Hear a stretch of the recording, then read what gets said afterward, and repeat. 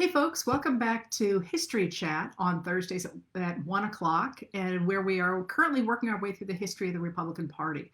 And just so you know, I've really slowed down in the Nixon-Reagan years, which is where we are now, largely because people seem really interested in the material that pertains to their lives that they remember and that we lived through. That being said, I'm going to take a really small chunk today and maybe expand on it. So I'll be talking today about the Iran-Contra affair and how that tied into a larger project, a larger political project in America, and what then went on to happen with George H.W. Bush and how he fits into the story. So today I'm only going to go from the Iran-Contra affair through the election of Bill Clinton, which is a really small chunk. So if you're not, if that's too much for you to deal with in an hour, go away and we'll come back. You can come back next week when I pick up Bill Clinton and how the Republican Party reacts to him with things like the creation of Fox News. Good enough? All right. So let me go ahead and pick up with where I left last week with Reagan and Reaganomics and the idea and the Reagan Revolution and the idea of cementing a certain kind of government into place to replace what had been the American system since the New Deal in the 1930s. So what the Republicans tried to do under Ronald Reagan was, Ronald Reagan, as I talked about, was really the harbinger of a new kind of Republican politics. The party splits, as I talked about, after World War II, and a group of people who called themselves the movement conservatives, the people who wanted to get rid of the New Deal altogether, who wanted to get rid of Eisenhower's middle way government, as he called it, wanted to get rid of a government that regulated business and provided a basic social safety net and invested in infrastructure. They called themselves movement conservatives because they were a political movement and they wanted to get back to a version of the American government that had directed America in the 1920s. And that was a government in which business really ran it. And there was a philosophy behind that, as I talked about in the 1920s. The philosophy behind that was the idea that really business people best understood how to run the economy, and they were going to usher in a new kind of prosperity that had never been paralleled in America. And as I mentioned back when I talked about that, in the 1920s, that really is a philosophy, and they really do believe it, and they have no reason not to believe it in the 1920s.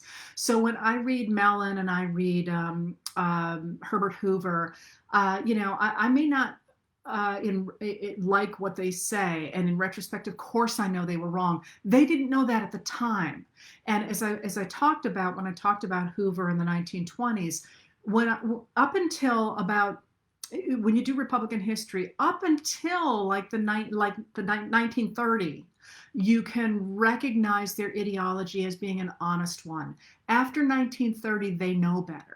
And they're always operating at a sleight of hand, and that really I have a real hard time with that because as you probably figured out, my philosophy of politics and of public discourse is be honest. You can just don't tell me you're going to do one thing and then do the exact opposite. It's why I don't like Thomas Jefferson, for example. If you want to believe in in a society that I happen to find abhorrent, fine.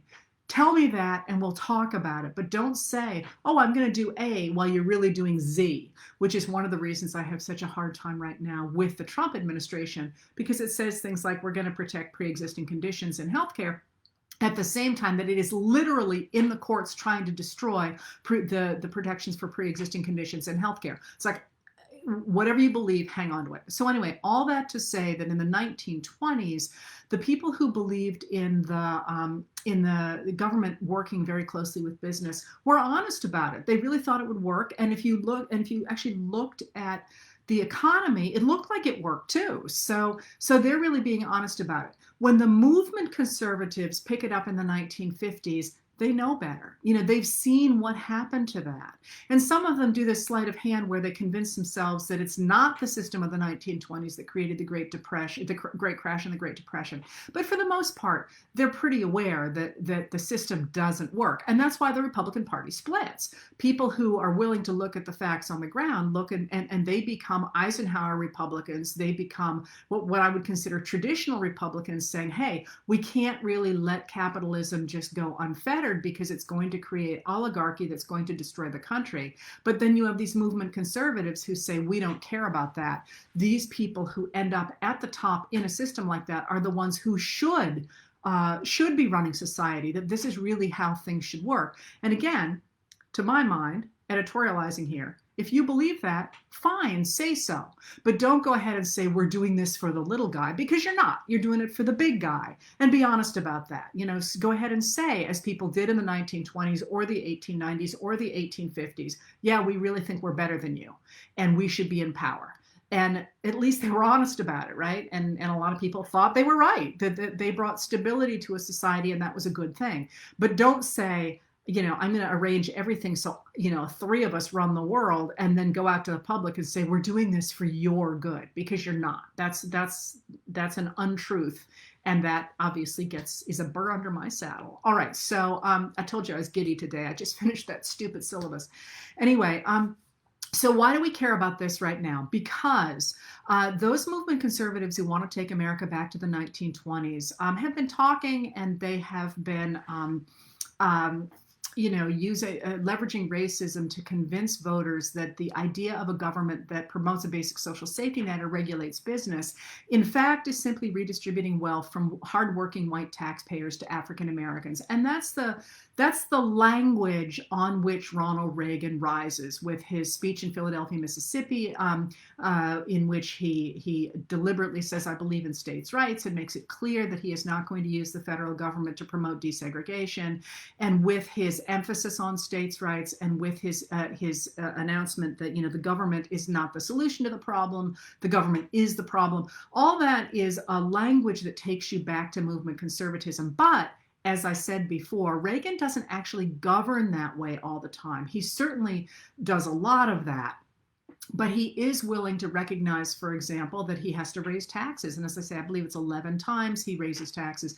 So what he says and what he does are different things. But that insertion of Ronald Reagan into the White House brings movement conservatism to the center of the Republican Party. And over the course of today, I'm going to talk about how that really gets solidified in the party, and how movement conservatives take over the party really by the time Bill Clinton arrives, although it's Clinton that really makes movement conservatives try and take over popular culture as they do. All right, so how does this play out? Well, one of the things that Ronald Reagan and the people in his circle really do is they push that, what I've called toxic individualism, into the centerpiece of American society. So what they really rest on is the image of the American cowboy. And I know I've talked about this again and again and again, about how one of my favorite images of Reagan is, one of all my favorite images in American history is of Reagan putting on that cowboy hat, because it's so evocative in so many ways. I think, as I say, I've used it in 2 of my books because it just is such an iconic picture. But what they're doing when they rest on the American cowboy, and by the way, I think you can see this in the rise today. The fastest growing segment of the music industry is what people call bro country music that focuses not on traditional country and is not terribly popular or not overwhelmingly popular in rural areas, but in fact its growing base is in cities, urban cities, where the guys singing about or listening to music about their pickup trucks and all that are actually on their way to their job at a bank or whatever, driving their pickup truck, which is also, the urban pickup truck is a growing sector of the automobile market now. Anyway, that imagery of the cowboy that is going to take over the country in the 1980s is really a throwback to Reconstruction. And that's why I wanted to start with it today. Because if you remember way back there when I talked about Reconstruction, while we tend to think of the imagery of Reconstruction as being about African Americans and the rights of African Americans to be an equal participant in American society, especially in Reconstruction, of course, African American men, the image that really became the cultural touchstone from the Reconstruction years is that of the American cowboy. So if you remember, the cowboy rose really in 1866, dead in the middle of Reconstruction, at the beginning of Reconstruction. And the cowboy imagery becomes what it is because Democrats, especially in the South, but also in the North, set up the idea of the American cowboy as standing against what they consider socialism back east. And that socialism is the active government that the Republicans create during and immediately after the Civil War to go ahead and level the playing field between African Americans and white Americans. So Democrats who hate the Republicans look at the cowboy and they construct this image of this young white man living in an all-male world, that doesn't want anything from the government and only wants to work his way up. He becomes this image of the individual, but it's an individual who dominates people of color around him. You know, he's always fighting against the native, the indigenous peoples, and often against Mexican Americans, and later on in some places against Chinese Americans. And he lives in a male world. The women in the cowboy imagery are either wives and mothers, or they are sex workers above the saloons in their striped stockings. And that, again, that, just so you know, that's an image. It's not reality. A third of the people in reality who acted as cowboys or who worked as cowboys were people of color. And the US government was instrumental in making the cattle industry take off. And you couldn't really work your way up in the cattle industry. The real money was at the top. It was a heavily capitalized industry, and cowboys actually made very little money and couldn't work their way up. But the image is that of that, you know, hardworking white American boy working his way up and pushing back against what they would call savages with no help from the federal government. And you can see that really dramatically in the 1939 movie Stagecoach, for example. Anyway, I make all this, I'm sorry, I'm looking over here. Somebody just said no audio. Everybody else seems to have it. That's probably your machine and not from this end. Anyway, so if that's the cowboy imagery, what is Reagan doing picking it up? Well, he is arguing against this activist government of the liberal consensus, the government that's put in place in the 1930s and the 1940s to go ahead and regulate big business, or not any business, regulate business and provide a basic social safety net and promote infrastructure. That's an enormously popular government. And it still is enormously popular. Even people who sit there and say, oh, you know, I hate the government, I hate regulations, and I hate all that. They want Social Security. You know, they want Medicare. They want their bridges to stay up. You know, they want their roads done. But that language of toxic individualism, if you will, has convinced them to continue to vote for people who are going to destroy those things. And I've written recently, not in my history stuff, but in the letters, about the recent proposal to get rid of payroll taxes. You know, President Trump would like to get rid of payroll taxes.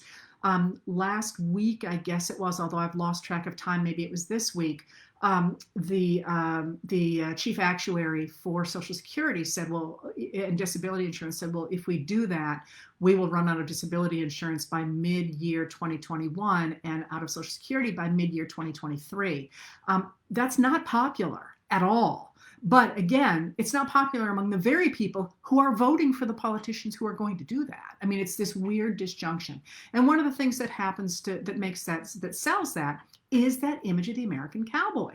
And if you think about the 1980s, you'll remember our Olympic teams started wearing cowboy uniforms again, or cowboy clothing again. I talked a little bit about how denim takes off in the 1970s last week.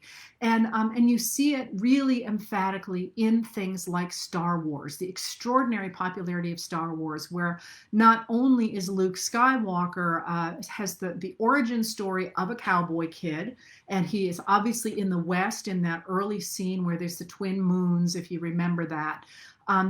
But you also literally have Han Solo, who is literally a cowboy, right? He's got the gun, he's got the cowboy hats, he's got the cowboy boots. He is literally a cowboy. And that imagery from the 1970s and the 1980s helps to sell this. Okay, so why am I going on at this great length about cowboys when I'm supposed to be talking about Ronald Reagan? It's coming, right? The Iran-Contra affair. So I talked last week about how Reagan, under what's called the Reagan Doctrine, changes our American foreign policy of simply stopping the spread of communism and calls for a rollback of communism. That is, we're going to push back against communism where it has spread in the past. And and this shows up really dramatically after the Nicaraguan Revolution of 1979, because there's a Marxist revolution in Nicaragua in '79, and Reagan begins to worry. Not begins to worry. Reagan worries that this is going to lead to communism in Central America. And he is joined in that concern by his vice president, who is George H.W. Bush, the father, who directed the CIA. George H.W. Bush was nobody's fool, let me tell you. I mean, he's a very bright man and very engaged in the world, which is really curious. The fact that his son was so much less engaged in the world is really interesting, because George H.W. was very concerned about larger things happening in the world. And I think it's just interesting father-son thing going on there. Anyway, so the Reagan administration is concerned about the spread of communism into Central America through Nicaragua, and they begin to fund opposition groups to that coup, that revolution in Nicaragua. And these groups are called the Contras. And the Contras are supposed to be overthrowing the Sandinista government. All right. So good so far, right? No, of course it's not, because Congress is way less enthusiastic about funding the overthrow of a Latin American country's government, in part because they don't think the CIA should be doing things like this. It's not a good, look what just happened in Iran, the problem that Americans got into backing the wrong horse, if you will, under Eisenhower in Iran. And they think it's probably not a good idea for the CIA to be meddling around in foreign countries. But they're also not so keen on the Contras, because the Contras themselves are no prizes either. I mean, they're raping people, they're committing arson, they're murdering people. And in 1985, Congress prohibited any further aid to the Contras. Okay, so let's remember, in this, something that I feel like we really can't emphasize enough nowadays: Congress makes the laws. Congress makes the laws. The president has taken an oath to execute the laws faithfully. The president cannot make laws. Congress makes the laws. All right, so Congress says, forget it. You can't give any more aid to the Contras. Okay, so that's all going on here, right? Latin America and America. And this is the part that always confuses, I think, everyone. Where on earth does Iran come into this, right? Because Iran's on the other side of the world. And this is complicated, but I'm going to give it to you because why not? All right. So, and it's actually interesting. Okay, so remember, those of you who lived through the 1980s, remember that over there in Lebanon, there was sort of a constantly ongoing hostage crisis in Lebanon.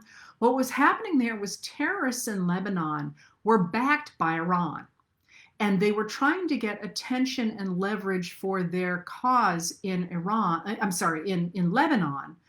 The terrorists in Lebanon were trying to get leverage in Lebanon by kidnapping Americans and Europeans. And they were quietly backed in that by Iran. So now we've got Nicaragua, Lebanon, and Iran. Okay, again, other sides of the world. But the connecting glue here is going to be the Reagan administration and its anti-communism. So what happens is that you've got these American and European hostages in Lebanon, the hostage crisis. Remember, you kept hearing about the hostage crisis there in Lebanon. And no one seems to know what to do, because they're very closely guarded, and you can't seem to rescue them, but it comes up again and again and again in the nightly news, and the governments would like to do something about this hostage crisis. So Israel steps in, and Israel, I know my students kind of wring their hands and they're like, whatever, let's just skip on to the next thing. Israel comes in, and Israel says, well, listen, maybe if you sell some arms to Iran, if we sell some arms to Iran, that will make the moderates in Iran feel better about America and Israel. And if we sell them some arms, they might put some pressure on the terrorists in Lebanon and get them to release the hostages. And America listens to this and it says, that sounds like a pretty good idea. Why not? So Israel makes those sales. That's the first set of sales. But And here comes the cowboy. But pretty soon, Colonel Oliver North looks at this situation, and he's very much behind the Reagan project of rolling back the military and of rolling back communism, and of seeing the world in a very black and white lens, because he's an evangelical, and he's an aide to the head of the National Security Council. And the head of the National Security Council is a guy named John Poindexter. And he's an aide to Poindexter. And he looks at this. And remember, the National Security Council, you've heard so much about them, advises the president on foreign affairs. And he looks at this and he says, why don't we cut out Israel as the middle manager and sell the arms directly ourselves, because we'll make money on the deal. We can jack up the prices instead of paying a cut to Israel. We can jack up the prices, and then we can take that extra money and use it to fund the Contras in Nicaragua. Okay, that's how everybody gets connected here. In fact, the problem with this is that it is because Iran is on a terror list in America, it is illegal to sell them arms. So this whole idea is illegal, right? But it's an idea that really appeals to people within the Reagan administration, because it's kind of a cowboy thing, right? You've got this handsome young colonel who's going to get rid of all the red tape that Congress, these namby-pamby people in Congress have imposed, and he's gonna like kill two birds with one stone. He's going to put pressure on the terrorists in Iran in order to, or try to, by strengthening moderates in Iran, by selling arms to Iran. At the same time, he's going to pull some money out of that and fund the Contras. It's like too clever by half, but it looks like a really good idea. Get out there and just go ahead and go ahead and do it, even though Congress, silly old Congress, says that this is illegal. All right, so this, if you think about it, is exactly the sort of thing exactly the sort of thing Luke Skywalker would do, right? Or Han Solo would do. Exactly the sort of thing that you saw happening in Red Dawn, in that movie I talked about, that so important movie of 1984. And so they did it. The administration did it. In the end, it was completely, really pretty much useless. They sold about 4,000 missiles to Iran, but it didn't create any change in the hostage crisis at all. That gets resolved when the Iran-Iraq war ends and Iran needs money to rebuild, and all of a sudden they come down on the terrorists and the hostage crises end. It has nothing to do with this Iran-Contra thing. But what happens then is that the story of the Iran-Contra affair breaks in America in November of 1986. And it really reveals, I think, the underside of the toxic individualism of the Reagan era. And I want to emphasize, I like to emphasize when I do this, the idea of going out and doing stuff on your own and being an entrepreneur and hardworking is not at all a bad thing. It's one of the things that sits at the heart of what's best about America, the idea that you can create your own future. That's an exciting thing that makes a huge difference in the way America approaches the world, and in American innovation, and in our ability to control our lives. There's a really great side to it, and that's the side to which politicians appeal. But there's also this downside. This says that I don't have to be bound by rules. I don't have to do it the way everybody else does. I can do whatever I think is best, and I'm going to go ahead and do that. In the case of somebody like Oliver North, in the case of somebody like that, because they believe they are on God's side, they don't have to be on the side of the US Congress. They don't have to follow the rules. And that underbelly of this toxic individualism is very visible right here when it comes out, when the Iran-Contra affair comes out.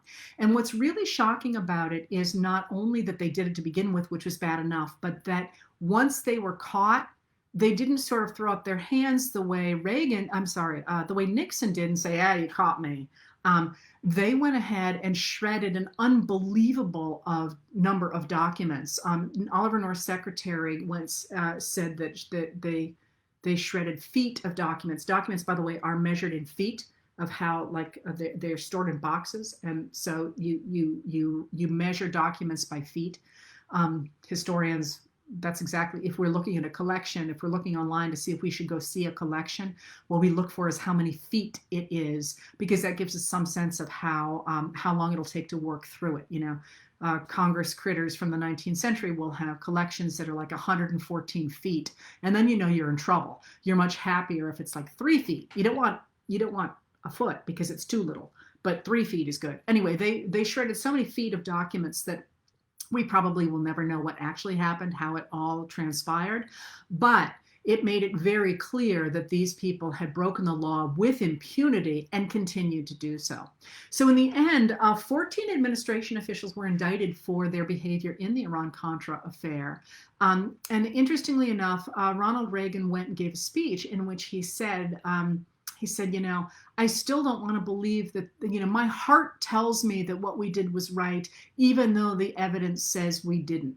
And that I think also embodies this idea of, I'm a cowboy. I know in my gut what's right. And you're going to hear this again and again from George W. Bush, and certainly from Donald Trump today. My gut says this is right, even if the letter of the law says it's wrong.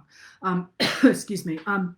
But anyway, 14 administration officials were indicted, and 11 of them were convicted. But in his lame duck session after he lost the election to Bill Clinton in 1992, George H.W. Bush, who was in fact implicated in the affair, and my gut sense is, come on, he used to be the CIA director. Do you really think he wasn't involved in this Iran-Contra affair? He went ahead and he pardoned the people who were involved in that, 5 leading figures who were involved in that, and he did so, of course, under the advice of his Attorney General, William Barr. Yes, the same man who is now the Attorney General again under Donald Trump. Seems odd to me he was Attorney General twice, but I'm pretty sure I'm right about that. Anyway, so for all that this was, again, shocking. I mean, it was shocking that the executive branch deliberately broke the law that Congress had established. A lot of people thought Oliver North was great, that he had done exactly what he should have done. He should have ignored Congress. He should have gone ahead and been a cowboy and done what was right for God and for country, even though the Congress, which is the body under our system, the elected body that is supposed to be determining what we do, even though they had twice over made what they were doing illegal. And I said before when I did Nixon that that my sense of that Ford's pardon of Nixon was a terrible idea. I think it was a terrible idea in part because it led to things like Iran-Contra. I think if the members of the administration who engaged in the Iran-Contra affair had known they could go to jail for it, they'd have been much less likely to do it. And people who prosecuted the Iran-Contra conspirators were horrified that these people walked, and I just don't think people understood. It was complicated, I know, but the lionization of Oliver North in the middle of all that was just astonishing. Another astonishing piece, by the way, which is ahistorical, and I have never tracked it down, is every day in the Iran-Contra hearings, Oliver North would walk in and he would plunk down on the table a sheaf of paper that he said was all the telegrams he had gotten congratulating him and his support. And to my knowledge, no reporter ever asked to look at those. And I used to look at those. I was in graduate school at the time, and I would say, look at them, because first of all, they're all in order. They look like they are literally a ream of paper. And under what circumstances could you look at those documents and leave them in such a neat form? And second of all, who knows how to send a telegram anymore? Literally, do hundreds of people still know how to send a telegram? I never believed that was real. I believed that was the use of props. The real use, the real use of props to push a political agenda. And it drove me nuts sitting there as a young woman in graduate school. I listened to all the Iran-Contra hearings, but we had a little TV, and of course, we didn't have internet and everything now. So I could only be within the range of the TV, and it was right where my kitchen was. So I washed my kitchen floor, I think, every day for all, because I don't like to be like to sit, in case you hadn't noticed, and I had nothing else to do. So I washed and washed and washed and washed that kitchen floor. I can still, in my mind's eye, see the kitchen floor of that rental unit that I lived in at that time because I washed it so many times during the Iran-Contra hearings. Anyway, that was the use of political props to push this agenda and to push the idea that Oliver North, who had broken the law, was in fact an American hero. All right, so what happens there? At the same time that we have this idea that this imagery is that this American cowboy is helping the American movement, conservatives, and to roll back American.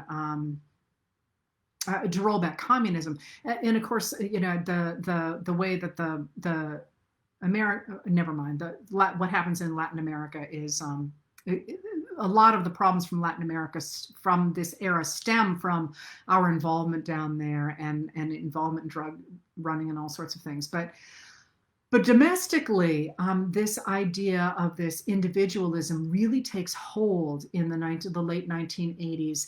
And again, it's interesting because it's not reality. If you look at any chart, and you hear me say this again and again, if you look at any chart, you will see that beginning in 1981, what had been the Great Compression, as economists call it, between 1933 and 1981, American income and American wealth had compressed. They call it the Great Compression.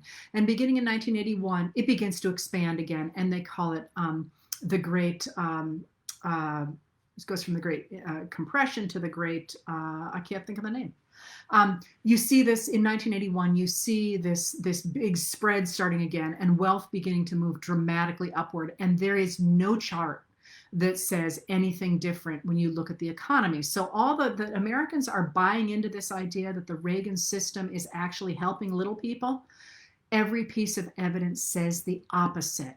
And it's the Great Divergence. I'm sorry, there's a Great Compression and the Great Divergence. And it's just obvious if you look at the charts. That's not, and that's reality, but what people believe in the 1980s becomes more and more important. So again, increasingly American tax money flowed to the defense industry in the South and in the West. And increasingly money flows upwards. So from 1975 to 1980, the years that Ronald Reagan attacked as being terrible years for the economy, private wealth grew 31%. But from 1983 to 1988, it grew by only 8%. So actually the economy is growing at a much slower rate. And the way that people are participating in the economy and feeling good about it is either they begin to participate in two-family incomes because they have to, so women go out to work, even though social conservatives say they oppose that. And secondly, household borrowing goes up hugely in the 1980s. Household debt goes up by more than 20% in the middle of the 1980s. Nonetheless, the Republicans insist that they are protecting average Americans by cutting taxes and by ending what they call the power of special interests to force tax dollars into the pockets of minorities, of women, of people looking for a handout. So again, increasingly you see wealth moving upward, and you see the actual weight of taxes falling downwards. So federal taxes do not go down. They really never stop. They hold about where they are. But what changes is who pays them. So what happens is that the federal income taxes stay at about 19.4% during the Reagan years, but state and local governments have to raise taxes to make up for the federal cuts that are made in order to put that money into national defense. So in 1979, about 1%, the top 1% of Americans hold about 20.5% of the nation's wealth. By 1989, the Reagan years, the top 1% hold 35.7%. So the percentage of American wealth that the 1% hold goes up by 15% in this period, which is kind of astonishing. Anyway, the Reagan years don't actually kill the federal budget either, even though he talks about slashing the federal budget. That never happens.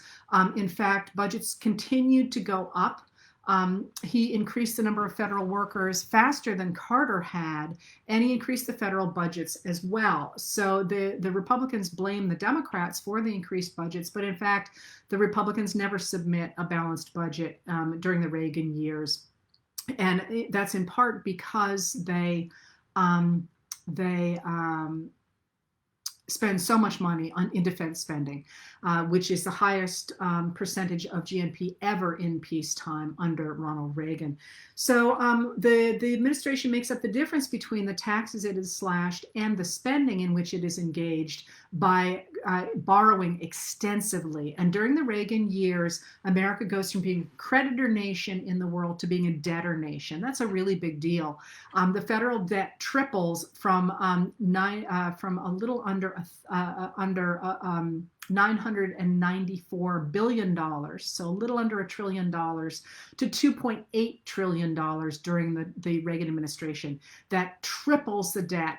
And one of the reasons that matters, and again, the difference between I think I've explained the difference between the deficit, which is the yearly budget, and the debt, which is the big package. The reason it matters when we have a large federal debt, I'm actually somebody who believes in having a debt for a number of reasons that I won't go into now, because I'm about to go into George H.W. Bush and the Willie Horton ads, and that's interesting. But the reason you don't want your debt to be too big is because you have to pay interest on the debt. And if taxpayer money is going into interest on the debt, it's called servicing the debt. If that money goes into servicing the debt, that's money that people are paying, but it's not going anywhere. It's rather like simply paying the interest on your credit card. That's money wasted. And this is one of the things that really takes off during the Reagan years. All right, so by 1987, and this is important, I just love these years. I mean, what's interesting to me about the Reagan years is that the degree to which popular culture, like movies, gets tied up in politics is, I don't want to say unprecedented, because popular culture has always been political. I mean, politics is really just about determining the world in which we live. So everything is always political to people like me, but it's really kind of deliberate in the 80s. And it's so interesting how that happens. And I talked a little bit about Leonard Skinner and Bruce Springsteen and stuff last week, but this week is kind of about movies. And anyway, so by 1988, Americans are looking at what's happened during the Reagan years, and they're looking at this debt that's gone off the charts, and they're looking at the fact that their lives are really getting worse and not better, and they're looking at the destruction of minority communities. And there's a story I tell about the destruction of minority communities occasionally, and I'm not going to tell it here because I don't want to take it out of context, but it involves Jeffrey Dahmer. And I actually told that story, and I don't think it got cut. I haven't actually seen the book, but I did a book that came out in July, I think, with Jim Downs and Kevin Cruz and Heather Ann Thompson and Carol Anderson and Stacey Abrams about voting and voter suppression. And I told the Jeffrey Dahmer story in there, I'm pretty sure. So if anybody gets their hands on that or wants to Google it, someday I'll write about it. I'll do more than talk about it, write about it. Anyway, people are looking at this destruction around them, and they're starting to turn away from it. And you know where you can see that is you can see it in the movie Wall Street from 1987 and Gordon Gekko, and how Gordon Gekko kind of embodies what I call the master of the universe idea. He's the guy. Remember in the 80s, it was go to Wall Street, make a fortune, become a commodities trader, make the big bucks. And Gordon Gekko in the movie Wall Street, basically sets up the idea that the world belongs to the very wealthiest at that point, and everybody else is now going to be serfs, if you will, to guys like Gordon Gekko. And it's not a celebration of him at all. It's a sort of a portrait that says, is this really what you want? And this is also the era in which you see the very famous book at the time, probably nobody remembers it now, but The Bonfire of the Vanities, which is sort of saying, is this really the America we want? And this really gets hammered home when it's clear at the end of the 80s that the whole idea of freeing up savings and loan institutions to become investment banks was a disaster. They all crash. And I'm exaggerating, but it's clear that there's a crisis in the savings and loan banks, and that the government is going to have to prop those up. to the tune of more than $100 billion. So that whole sort of privatizing profits and socializing loss becomes clear with the failure of the savings and loan banks. And then in '87, October of '87, if you remember, we get a dramatic stock market crash.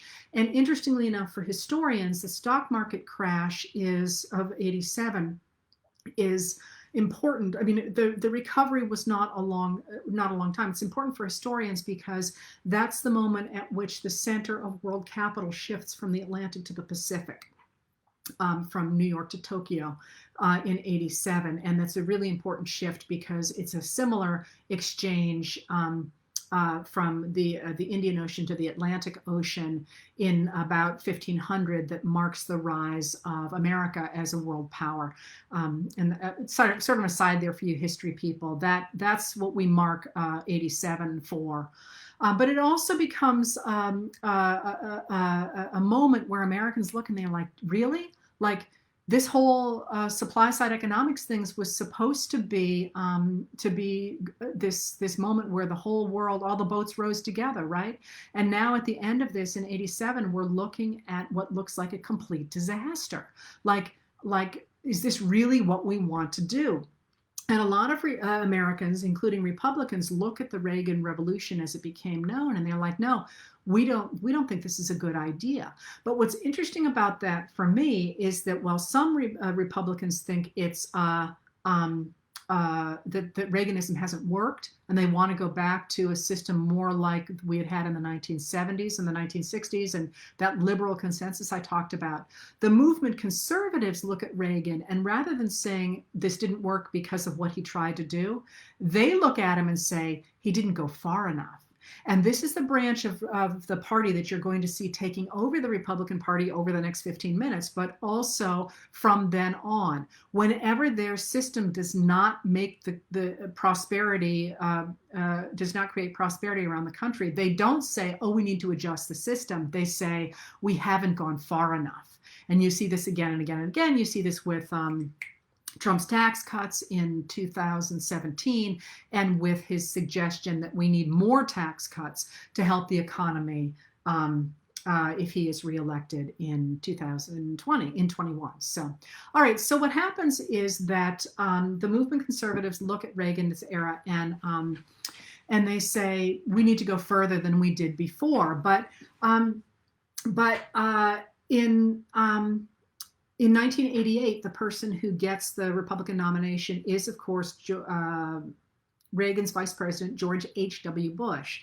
And movement conservatives don't like George H.W. Bush because if you remember back last week, but when he was running against Reagan in 1980, he looked at the idea of supply side economics and he called it voodoo economics. He said this is not really the way America works, and he is really pretty firmly in the camp of Republicans like Gerald Ford, or who are part of that traditional Republican branch that believe in being involved in internationally.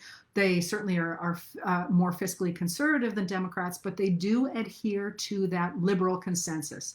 The idea that the government has a role to play in regulating business, in providing a basic social safety net, and in promoting infrastructure. And movement conservatives don't want that. They really believe that we need to take America back to the 1920s, get rid of an activist government, and do nothing other than clear the way for individuals to create a great America again. By the way, it was Reagan who pioneered the phrase "Make America Great Again," not Donald Trump. Trump takes that from a Reagan poster. Just a tidbit there. Anyway, so they believe that you're going to make America great again, if you will, by going back to the past. And I'm not going to talk here about the ideology of that. That's a very common trope among the rise of authoritarians, which is not an accident in retrospect that they did that. Anyway, so in 1988, George H.W.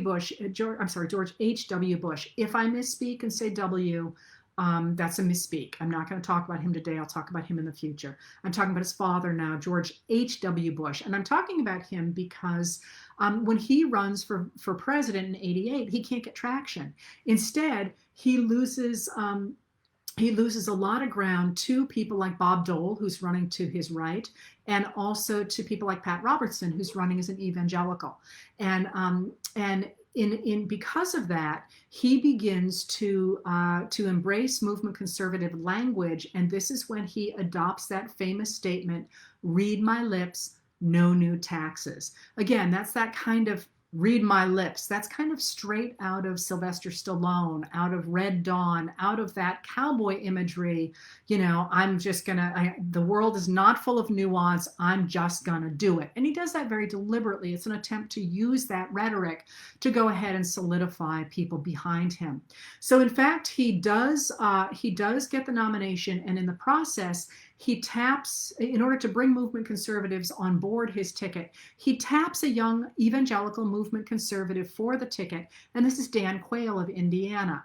The idea that you're going to bring these two groups together with, again, traditional republicanism on top and evangelical movement conservatism in that secondary place on the ticket. And this is why, if you remember those years, Dan Quayle is on the ticket, but it's also one of the reasons that he gets such a pushback and people are so mean about him, is because they see him as being stupid and just there to bring sort of reactionary evangelicals onto the ticket. And so he ends up becoming, at the time, a symbol of what's wrong with American politics, not what's right. Here's another aside, by the way. Told you I'm giddy. Just because I just wrote this course, I watched the Nixon-Kennedy debates the other day. I would urge you to go watch. There's a clip on YouTube that's about 9 minutes long. I urge you to watch them, because the level of discourse will blow your mind compared to what we started to get with Dan Quayle, and then later on with Sarah Palin, and then eventually to where we have become now. I mean, really, people grappling with real ideas and with the different branches of government and what that meant. And it's really worth 9 minutes of your time to remember that we had that 50 years ago, 60 years ago now, I guess, and we really could have it again. Anyway, so he's got Dan Quayle on the ticket. It doesn't work. Over the summer, the Democratic ticket, which is Michael Dukakis from Massachusetts, a Democrat, and Lloyd Benson of Texas, also a Democrat, an older man, they actually are running almost 20 points ahead of George H.W. Bush in the summer of 1988 and before the election. And because they bring together, they look very much like JFK and LBJ. They call up images of that. But also because Michael Dukakis is a real technocrat at a time when technology really seemed far out there. And a lot of people don't remember this and don't think about this, but Massachusetts was kind of an old and dying industrial state. Boston was an industrial town. And Dukakis was the one who really insisted on putting in the high-tech corridor around 128 out there, and brought high tech into Boston. And when you look at Boston and Massachusetts now, and people kind of, maybe roll their eyes about Massachusetts and its money and all that sort of thing, that's kind of a Dukakis product. So people are looking at that in the 80s, and they're looking at other dying cities, and they're looking at the Massachusetts miracle. And they're saying, hey, we want a piece of that, rather than the direction that we've gone under the ideology of Reagan. And it's working. I mean, he's up almost 20 points in the summer of 1988. And that's why I wanted to focus on this election today, because in order to reverse those numbers, George H.W. Bush goes full movement conservative. In order to make up his dying poll numbers, he goes ahead, and with the help of Lee Atwater, and if you remember me talking about this before, I think here, Lee Atwater is a political operative, the one who was the engineer of the Southern strategy that Nixon ran under, and the one who is going to be working under the Nixon administration and later on, by the time of the Reagan administration, with Roger Stone and Paul Manafort. those same guys who were all political consultants, first under Nixon, and then they form a company in 1980. Atwater goes ahead and he produces what is known as the Willie Horton Ad. We always use a plural, but there's actually one ad that is later cut. And the Willie Horton Ad was one of the most vile things ever to take place in American politics. And now I'm thinking I should have put it in my syllabus, but I guess I'll just lecture about it. The Willie Horton Ad sums up the idea that Democrats are using an active government to put tax dollars into the pockets of thugs, African-American thugs. And what it does, the idea that liberals, which, the capital L negative liberals there, are literally killing America. And this really pioneers a lot of what the Fox News channel is going to do within a decade. And what they do is they present an advertisement that looks like a news story, the same way the Fox News channel is going to use sets that look like newsrooms, even though they're not newsrooms. They are not producing news, except Chris Wallace and Shep Smith, who's no longer there. But Sean Hannity is not news. I've talked about this a lot. He's a personality, and you can see all my citations on that. But they use this what looks like a news story, and it is a mugshot of a convicted African-American murderer, a guy named Willie Horton. And a voiceover says that Michael Dukakis, the governor of Massachusetts, has allowed him a weekend furlough from prison, during which he attacked a couple, he stabs the man, and he rapes the woman. And this was in the sort of the middle-class voter's worst nightmare. You have a black killer, if you will, turned loose on society by a liberal. And what was so frustrating about that ad was that the furlough program under which Willie Horton was released, and the story is the story of what happened, of the murder and the rape is true, but what happened was the furlough program was not signed into place by Dukakis. It was signed into place by his Republican predecessor. I mean, he inherited that furlough program. He didn't do it. And the most generous furlough program in the country was the federal program that had been signed into law under Reagan and Bush. So what they've done is they're really just I mean, this is disinformation is what it is. And what they did is they managed to encapsulate the idea that Democrats were these socialists who were working for dangerous criminals who were black. And that Willie Horton ad swung the campaign. Dukakis's numbers rocketed downward. And on November 8th, Bush and Quayle took 53.4% of the popular vote, compared to Dukakis and Benson's 45.6%.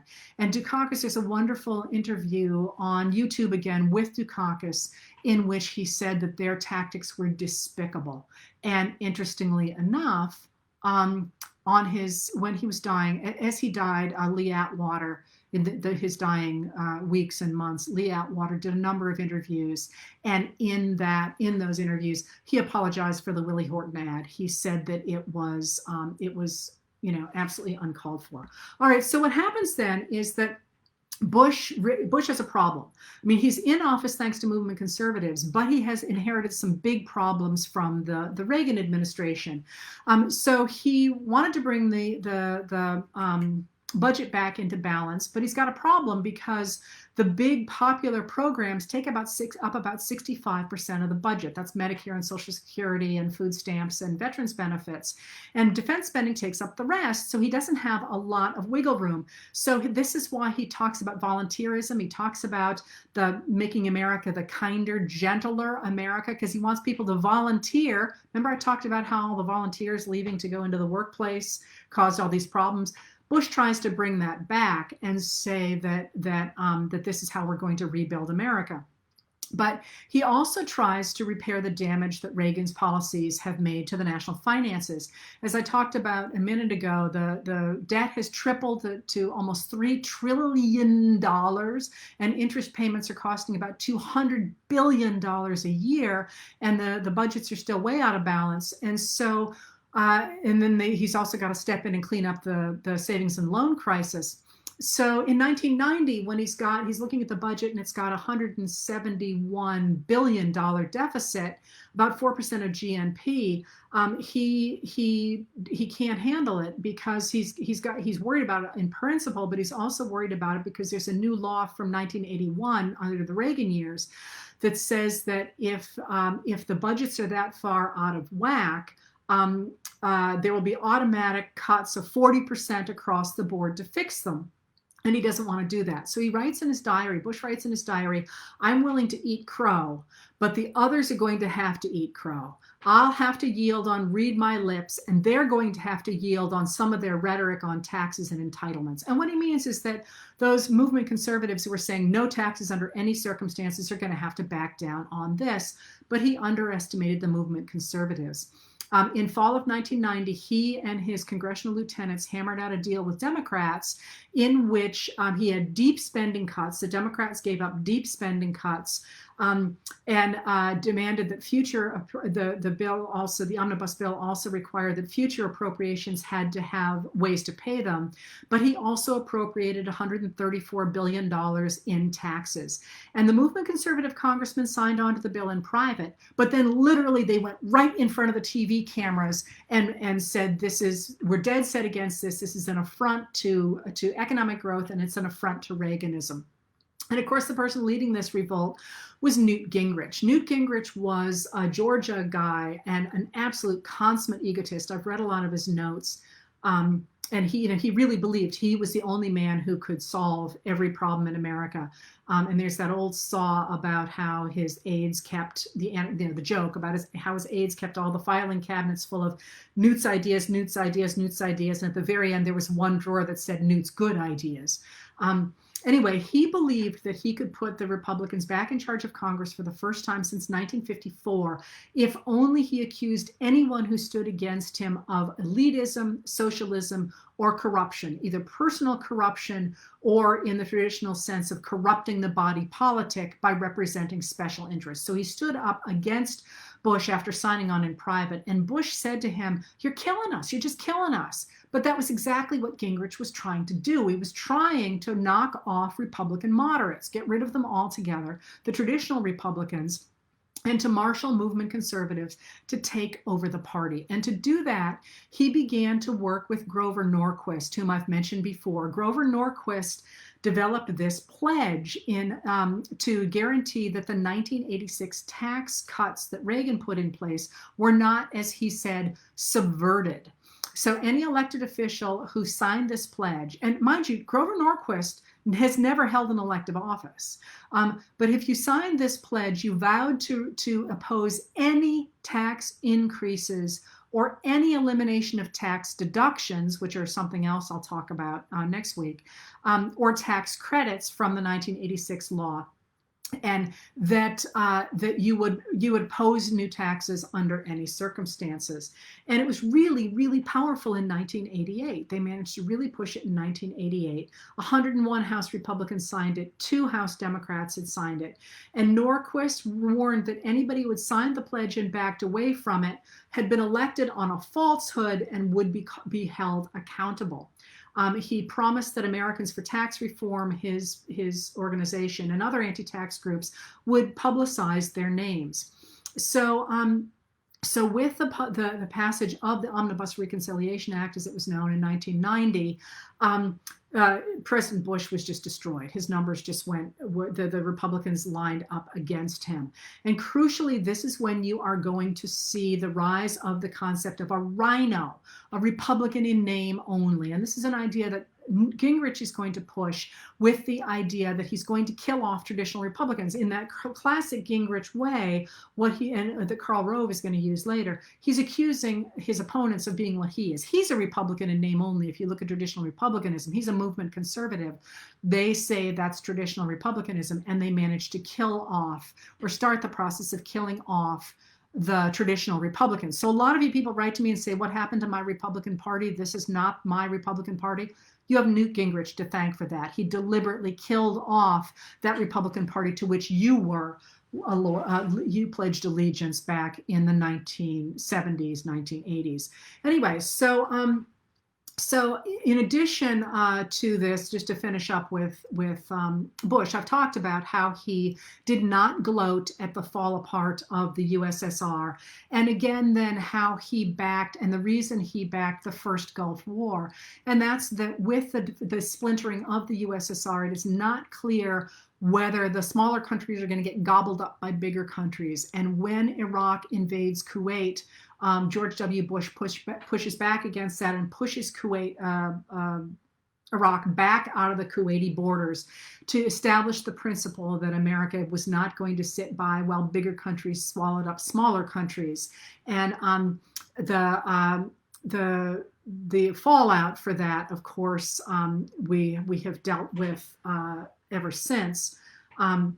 That first war. It was an astonishingly successful war, although it was a limited war. It did establish that principle, and it resulted in the deaths of only 243 coalition soldiers, 147 of them American, and it took 4 days to push the Iraqi forces back out of Kuwait before the Bush team declared a ceasefire under Norman Schwarzkopf. But then the post-war period of that was, as you know, probably a disaster. The Bush people hoped that disaffected Iraqis would remove Saddam Hussein from power. They offered but they offered when Shiites and Kurds tried to actually get rid of Saddam Hussein, America backed away and offered only humanitarian aid. And as you probably remember, Saddam Hussein killed between 50 and 80,000 of the rebels, which creates a mass exodus of the Kurds out of Iraq and lays the groundwork for a later invasion by George W. Bush 12 years later. But in any case, for today's purposes, we'll get to that in the future, but for today's purposes, in the buildup to the Gulf War, Bush's popularity soars to almost 90%. Wars are always good for popularity, but movement conservatives turn against him because of his raising taxes. And in the election of 1992, they are aided by the insurgent candidacy of Ross Perot, who stripped some of the Republicans of stripped George H.W. Bush of some of Republicans' votes, but also from the candidacy of William Jefferson Clinton, of Bill Clinton, the governor of Arkansas, who showed a unique charisma to the voters in that 1992 election, and who relentlessly focused on the economy, increasingly focusing on the short-term recession that had been sparked by the savings and loan crisis. And in 1992, Clinton and his running mate, Al Gore from Tennessee, garnered 43% of the vote to win the White House. George H.W. Bush gets only 37% of the vote, while Ross Perot gets almost 19% of the vote. Signaling, I think, the sign that Americans are fed up with both parties in 1992, that the arguments of people like Newt Gingrich are starting to find a target, and that we are looking at an increasingly disaffected part of the population. So in this period, you have the triumph of movement conservatism, but also the seeds for what's going to come later, the ultimate splintering of the body politic after 1992, in part by a right-wing news machine, and the increasing sense of a lot of Americans that the country is not going in a good direction.